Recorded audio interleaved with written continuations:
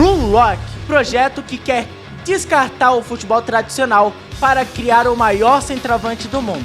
Para isso, seria necessário mudar a visão de futebol e criar o maior egoísta de todos os tempos.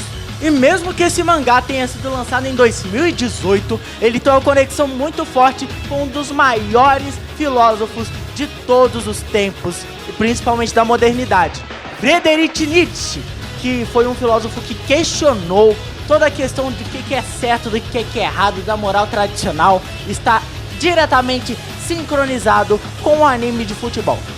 Isso mesmo, você escutou, um anime de futebol está conectado com um dos maiores filósofos da história. E sejam muito bem-vindos ao canal Geekzins, que tem vários conteúdos sobre cultura nerd, otaku e geek.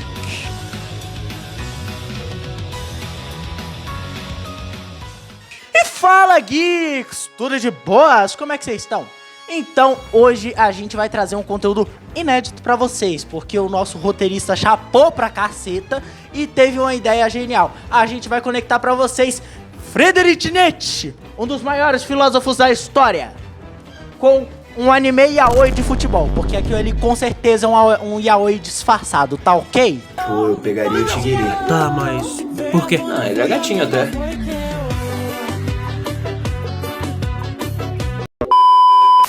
E pra gente entender essa conexão, a gente vai fazer algumas análises do primeiro e do segundo episódio desse anime. E o anime já começa com o Isagi em um dos momentos mais importantes pra ele. Ele tá ali, acabando o jogo, 1-0 pro time adversário, e eles precisam empatar pra conseguir se classificar pro Nacional. E o Isagi tá ali com a bola, está na frente do gol. Era só meter a bola dentro, lá ele, e eles conseguiam se classificar para o Nacional. E acontece o seguinte, um amigo do Isagi tá ali livre, e ele fala, Isagi, passa a bola. Só que o Isagi fica, cara, eu passo ou não passo, eu passo ou não passo, eu passo ou não passo. Até que o treinador fala, Isagi, é um por todos e todos por um. E ali o Isagi acaba obedecendo o treinador dele, né? Aliás, chefe é chefe, a gente obedece. Então ele foi lá, tocou a bola e o animal do amigo dele conseguiu chutar na trave, igual o Marquinhos na Copa de 2022. E o time oponente consegue marcar mais um gol no contra-ataque e fica num humilhante 2-0. O Isagi termina sem ter marcado o gol, sem ter se classificado pro Nacional, e ainda volta doidão e acaba dando uns gritão no meio da rua na volta pra casa.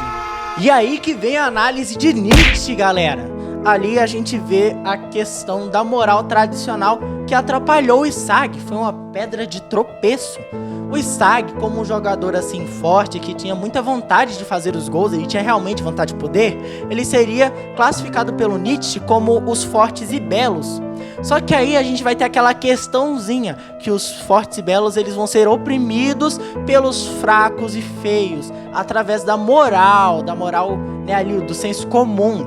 E isso vai ser chamado por Nietzsche como a tirania contra a natureza. Então o que aconteceu nessa cena é justamente a tirania contra a natureza influenciando no resultado das coisas. Enquanto Isagi poderia ter se priorizado, ter pego a sua vontade de poder e feito gol, na verdade ele acabou seguindo a moral ali do altruísmo, que você tem que se importar com todo mundo, que você tem que, você é um por todos, todos por um, é um time, você tem que jogar em time. Acabou atrapalhando o jeito do Isagi jogar. Então isso se conecta com Nietzsche justamente por causa da tirania contra a natureza, que oprime a vontade de poder, que no caso seria a vontade de gols em Blue Lock, e você conseguir ganhar, você conseguir crescer como um espírito.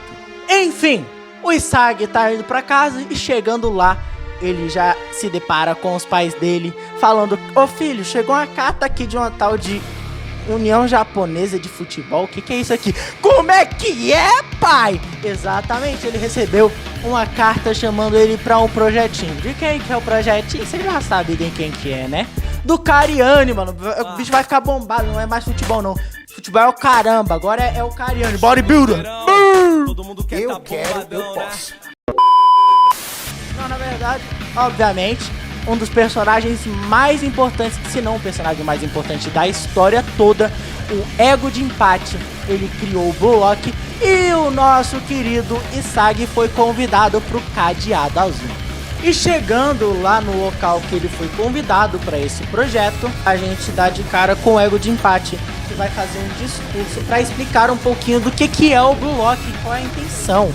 E ele vai falando a respeito do futebol japonês, que o futebol japonês, né, o Japão, ele é conhecido como um país de um povo que pensa nos outros, que é altruísta, que se importa, e ele fala que é justamente isso que impede o Japão de conquistar a Copa do Mundo. E ele vai falando um monte de exemplos ali de jogadores que são egoístas, inclusive o próprio Pelé, que fala tipo, é tudo sobre eu. Então, justamente, ele fala ali, olha só os ídolos de vocês, hein? Eles são egoístas, eles só se importam consigo mesmo.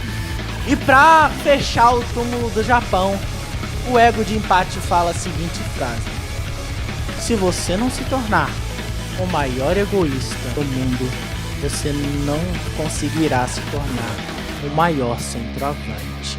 E a partir dali, o ego ele pega e chama os jogadores para entrarem naquilo.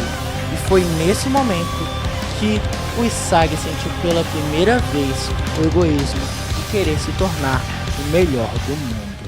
E agora, voltando um pouquinho pro Nietzsche, eu vou falar justamente de uma das ideias que ilustra bastante esse jogador que é idealizado pelo ego. É justamente alguém que é egoísta, que se prioriza, e um conceito que vai pegar muito forte nisso é o Ubermensch. Não exatamente na ideia de ser um egoísta, mas dessa superação que o ego quer mostrar. O Ubermensch seria, traduzindo pro português, o super-homem de Nietzsche. Esse super-homem, o que acontece? Ele é a pessoa que supera, que transcende a sua moral. E ela acaba criando a sua própria. E é ali que entra o ego. Ele vai pegar e vai falar, olha, vocês, para se tornarem o maior centroavante, precisam se tornar egoístas. E ali, ao se tornarem egoístas, eles vão pegar e criar o próprio estilo de jogo. Isso seria meio que o Ubermensch, que eles vão pegar e superar o próprio futebol tradicional. Tem um conceito no livro Assim Falou Zaratustra, que é justamente o conceito do camelo, leão e criança. E esse conceito ele vai estar presente no Blue Lock muito fortemente.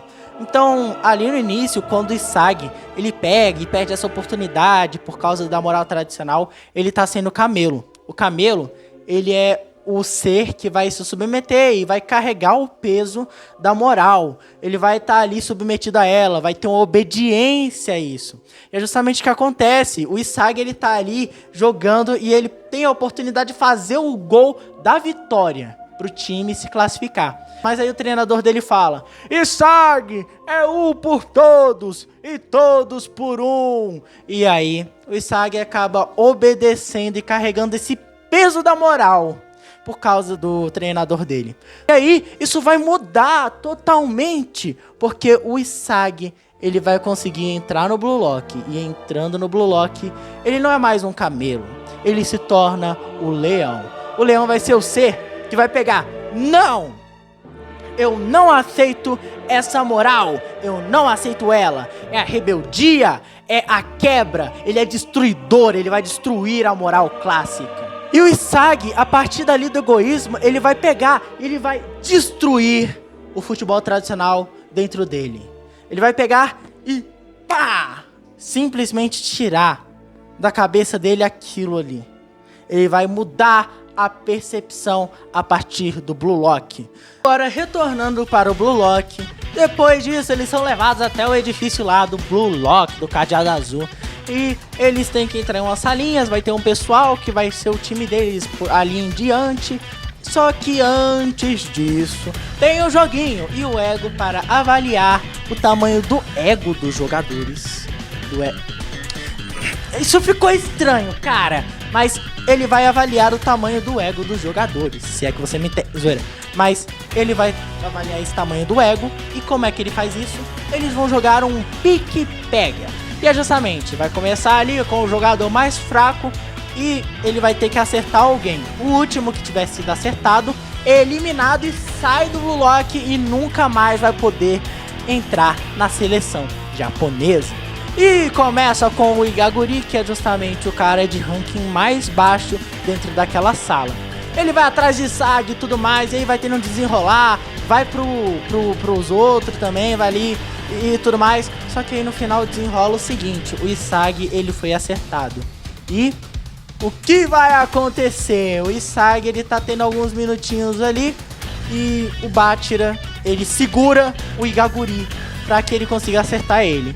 E aí depois o Igaguri conseguir se libertar do Bachira, ele fica machucado no chão e ele... Ai, pera aí, eu tô machucado aqui, eu tô machucado. Aí o Isagi vai pra frente dele com a bola. Nossa, é só chutar a bola na cara dele e ele tá lascado. Mas não, o Isagi ele pensa... Se eu quero me tornar o maior centroavante do mundo, eu tenho que derrotar o mais forte dentro dessa sala. E ele vai atrás do Kira, que foi justamente o cara que fez ele perder aquela partida do Nacional. Não é o cara que chutou a bola na trave, é o cara que tava jogando contra eles. Aí ele vai atrás dele, e aí o Bachira tá junto com ele, pega aí o Bachira faz uma assistência, o Kira acha que ele vai conseguir ganhar e fugir. Só que aí o Isagi ele tá na frente do Kira, só esperando a bola vir. E aí o Isagi mete uma bolada e tanto na cara do Kira e ele acaba conseguindo ganhar. Ali, gente, pelo amor de Deus, isso é muito o leão de Nietzsche. Quantas pessoas iam acabar pegando a bola e indo atrás do mais fraco? Mas não, o Isagi ele pega e quebrou o senso comum. Justamente isso que acontece no leão. O leão ele quebra o senso comum, ele quebra as ideias tradicionais. Ele vai querer se rebelar contra isso. É isso que acontece, ele é destruidor. E ali o Isagi destruiu a moral antiga. E assim finaliza o primeiro episódio, bem de boa, né, galera? Olha só que primeiro episódio bem tranquilo. Nada intenso, nada... Agora vamos pro segundo episódio. No segundo episódio a gente já dá de cara com a com a Anri, que ela é a financiadora ali do projeto e tudo mais. E ela tá na conferência e ela fala: a gente só vai conseguir uma Copa do Mundo se a gente matar o futebol japonês. E isso também é uma representação do leão. E ainda vem o ego falando uma coisa insana. Ele fala o quê? Ele fala: vocês esqueçam tudo que vocês acreditavam ser normal e engulam novas ideias com seus cérebros. Cara, isso também é o leão, mas é um leão misturado, né? Já indo para uma fase que a gente não falou direito ainda, que é a fase da criança. Lembra que eu tinha falado que era camelo, leão e criança? Justamente, a criança ela vai estar presente aí também. E essa criança, o que que ela é? Ela é a parte do espírito livre, criador. Você vai criar a sua moral, você vai explorar as coisas. E a gente pode ver isso a partir dos estilos de jogatina, né? Ali dos jogadores de Blue Lock. A gente tem o Isagi, que ele vai pegar, ele vai se montar e remontar no meio do campo. O cara pega e cria quebra-cabeça no meio das coisas. Ele vai pegar e vai montar suas jogadas da forma dele. Ele vai criar uma ideia de futebol dele próprio, para que ele consiga alcançar os seus gols, priorizando sua vontade de poder e também reformulando a sua ética moral ali no futebol. Outros estilos, por exemplo, do Barou. O Barou ele é mais egoísta clássico, né? Ele vai pegar e vai querer: eu sou o rei do campo, eu sou o rei dessa bodega aqui. Ele que manda nessa bodega, entendeu? Ele manda nessa bodega. E aí, ele vai ter um pensamento diferente. A gente ainda vai ter mais pra frente, lá pra frente mesmo, tá, galera? O Shido, ele vai ter aquela ideia de ver o futebol assim como a reprodução humana, né? Então, ele vai ver. Enquanto as pessoas, elas se reproduzem através de terem filhos, eu me reproduzo no futebol. E quando eu pego e marco um gol, eu tô gozando. É meio estranho. Veja a cena, você... E agora, uma pergunta final pra você. Você quer se tornar o maior egoísta do mundo? Você quer se tornar o melhor centroavante? Ou fazer Jojo Pose sem passar vergonha no meio da rua? Então já pega e mete um like nesse vídeo e se inscreve no nosso canal, porque tem muitos conteúdos maneiros que a gente vai estar postando nesse ano. Espero que tenham gostado desse vídeo e até mais, geeks! E galera, aqui só para os agradecimentos, quero agradecer aqui ao Vitor, que foi o artista que fez a thumb. Muito obrigado pela sua ajuda, viu, Vitor? O Instagram dele tá aí. E muito obrigado a vocês por terem assistido até aqui. Falou!